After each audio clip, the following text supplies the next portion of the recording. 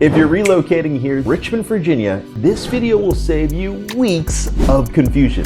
No rankings, no hype, no best neighborhoods, just a beginner-friendly decision guide. Today, we're breaking the Richmond area into 3 simple zones: Chesterfield County, Henrico County, and the city of Richmond itself. And for each one, we're going to answer what people actually want to know. What does daily life really look like? What costs don't show up online? And what are the honest pros and cons locals already know? This video is about fit, not judgment. Every zone works for the right lifestyle, so you're going to find some place that you want to be. Keep 3 questions in mind. How do I live day by day? How much structure do I want? And how close do I want everything to be? Let's start off south of the city. We're gonna look in Chesterfield County. Now, Chesterfield County sits south and southwest of Richmond, Virginia city proper. What living here actually looks like? Well, most neighborhoods are planned subdivisions, as you've probably seen in some of our other videos. So that features wide streets, driveways, sidewalks in some areas. Grocery stores, gas stations, and shopping centers, they're all usually a short drive away. So it's very convenient. And walkability, frankly, is pretty limited. This is a car-required lifestyle community. This area attracts people who want space, structure, and predictability. Most commutes rely on Route 288, Route 360, Route 60, and I-95. So rush hour does exist. So timing does matter. Living closer to major routes usually means smoother days. Living farther out means longer drives. There's a hidden cost that you really want to consider. Home prices can look attractive, but don't forget, with those planned communities, there are HOA dues in many neighborhoods. Larger homes mean larger and higher utilities, and fuel costs can add up quickly. Insurance is generally stable, but roof age and storm exposure does matter. So pros: newer homes, consistent neighborhood layouts, easy parking almost everywhere. Cons: little spontaneous walkability, social life is more scheduled, and driving is non-negotiable. This zone works best for people who like clear systems and defined routines. Is that you? Section and area number 2, Henrico County. So Henrico wraps around the north and east sides of Richmond. This is arguably the most flexible zone. What it actually feels like, Henrico is a very nice blend.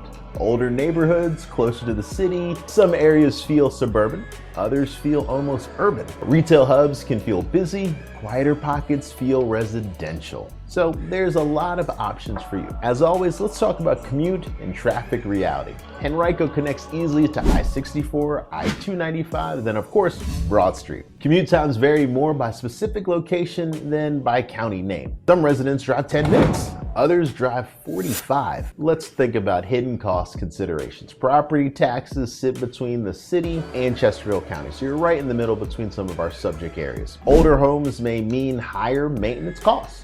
Newer homes may include HOA fees or special assessments, so keep that in mind. Utility costs vary widely based on home age and size, as you would imagine. Honest pros and cons from the locals: huge housing variety, strong retail access, multiple commute options.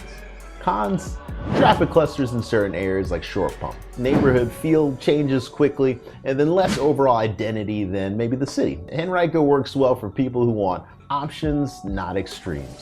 Zone number 3 area. Let's talk a little bit about the city of Richmond, its urban core. This is where you trade space for proximity. What living in this area looks like? Well, think about older homes, and I'm talking maybe in the 1900s. Tighter streets and denser blocks. Some areas feel very polished, others feel not as polished.